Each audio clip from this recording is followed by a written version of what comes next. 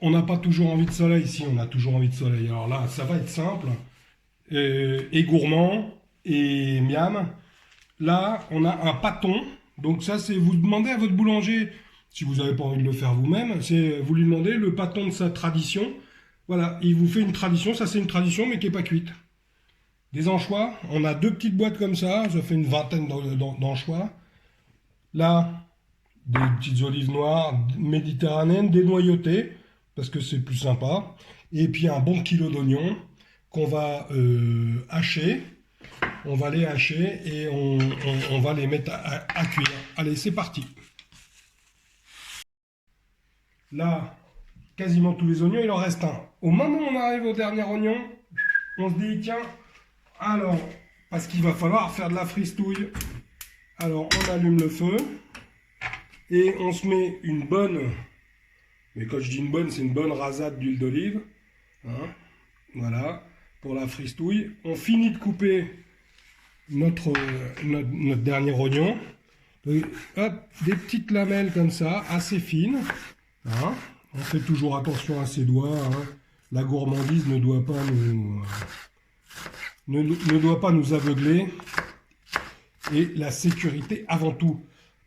Alors ça fait une tonne d'oignons, mais alors ça va réduire pas mal. Ça va réduire pas mal. Donc on va les mettre à cuire là, à feu. Là, bon, là, le feu est assez vif, mais après on va le baisser. Et on laissera pendant ouais, pas loin de 45 minutes, je pense, les oignons à feu doux. Donc il faudra les remuer fréquemment. Il faudra les remuer fréquemment pour qu'on ait bien qu'il soit cuit mais pas coloré. Donc il faudra vraiment venir les.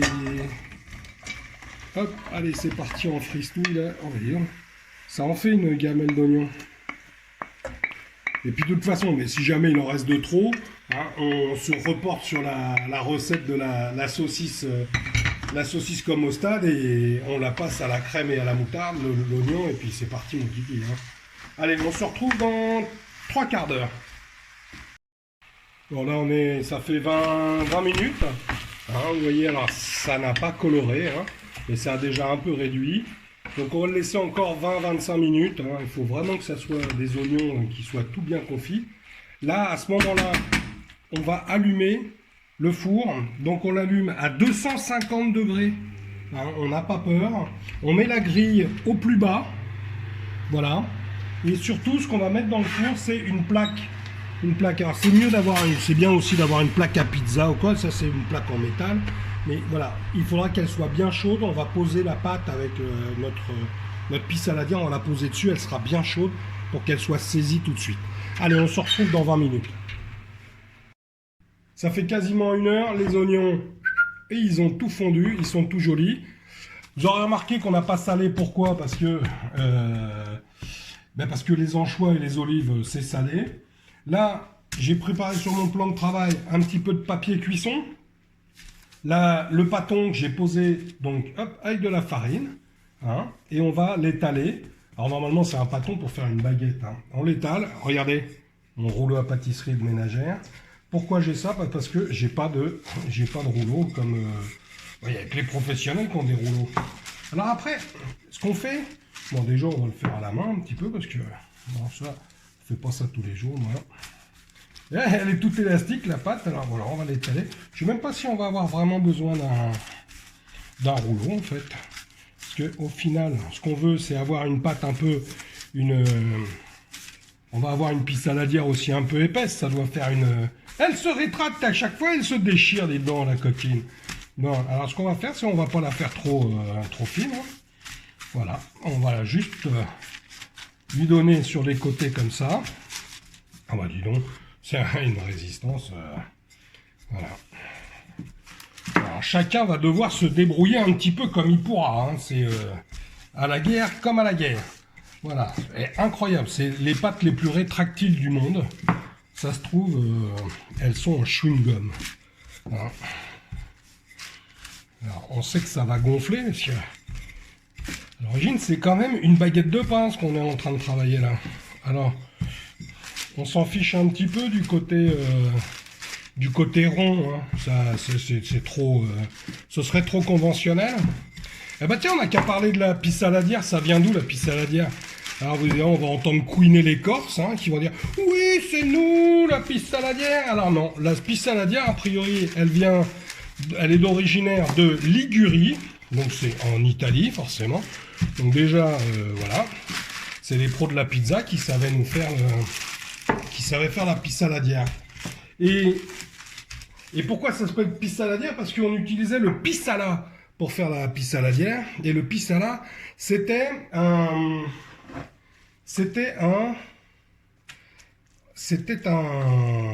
mélange d'anchois et de sardines, en fait, qui était à moitié macéré pendant des jours et des jours. Et voilà, et ensuite on le mélangeait et ça faisait une espèce de pâte de poisson, en fait. Voilà, alors là on a un bon lit. Donc voilà, il va nous en rester. Bon, après on peut partir sur une pâte déjà faite, hein. Comme ça vous faites une plus grande, hein. Là, voilà, là vous avez l'idée du truc le plus artisanal possible. Alors, on peut faire un peu de déco comme ça. Toc, c'est assez joli. Il faut juste être sûr d'en avoir assez. Hop, voilà, on met nos petits anchois. Hein. Et je vous le dis, hein, là encore, ça sent super bon. C'est les petits oignons qui ont confit comme ça. Et même l'anchois, même qui est froid pourtant, et ben il est, ça sent l'anchois quoi, ça sent l'anchois. Donc là on se voit bien près d'une calanque ou un machin, un petit coup de rosé. Là, ce soir c'est rosé avec la pisse saladière, hein, de toute façon obligatoire. Voilà, donc les petits anchois comme ça. Ouais, c'est quand même. Ah, on va refermer là parce que sinon graphiquement on pourrait me reprocher de ne pas avoir fermé mon quadrillage. Voilà, c'est mignon en attendant. Une olive dans chaque carré, ça donne un petit côté foufou. Hein, hop, et je suis devenu un pizzaiolo de compète. Tu parles de pizzaiolo de compète. Voilà, toc. Et ben là, hein, moi j'ai pas envie de manipuler ça pendant 2 heures parce que je suis pas très. Hop. Alors ce qu'on va faire, c'est qu'on va carrément déplacer notre papier comme ça. Hop. Hop. Voilà. On va en enlever un bout. Et comme à la maison les cocos, hein, donc on est dans l'improvisation. On ferme, on enfourne pendant. Allez, on se retrouve dans 30 minutes. Et voilà. Elle a eu c'était beaucoup plus facile à sortir qu'à rentrer dans le four. Hein.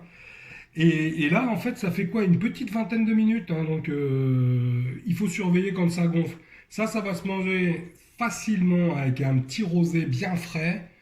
Et puis c'est tout, quoi. Il n'y a plus qu'à. Hein. Et régalez-vous et on passe à table. Bon appétit.